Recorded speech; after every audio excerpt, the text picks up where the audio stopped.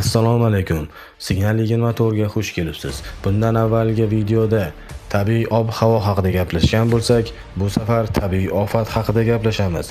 Bugun Venesuelada ketma-ket ikkita kuchli zilzila sodir bo'ldi. Dastlab 7.2, so'ng esa 7.5 magnitudali silkinish qayd etildi. Hodisa mamlakat poytaxti Karakas va atrof hududlarda katta vayronagarchilik keltirib chiqardi.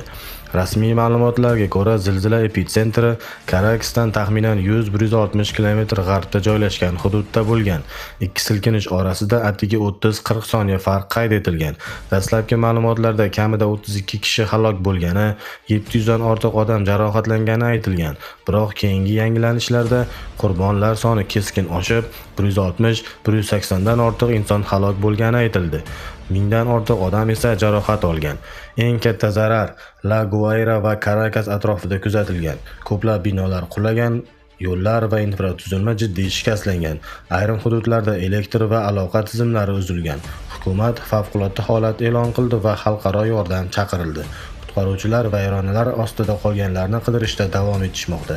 Mutaxassislar bu zilzilani Venesuela tarixidagi so'nggi 100 yildagi eng kuchlilardan biri deb hisoblamoqda. Geologlarning aytishicha, bunday ketma-ket kuchli zilzila juda xavfli hisoblanadi, chunki birinchi silkinishdan keyin binolar zaiflashadi va ikkinchi zarba vayronagarchilikni yanada kuchaytiradi. Qutqaruv ishlari davom etmoqda va qurbonlar soni hali o'sishi mumkin. Signal 24 vaziyatni kuzatishda davom etadi. Biz bilan qoling.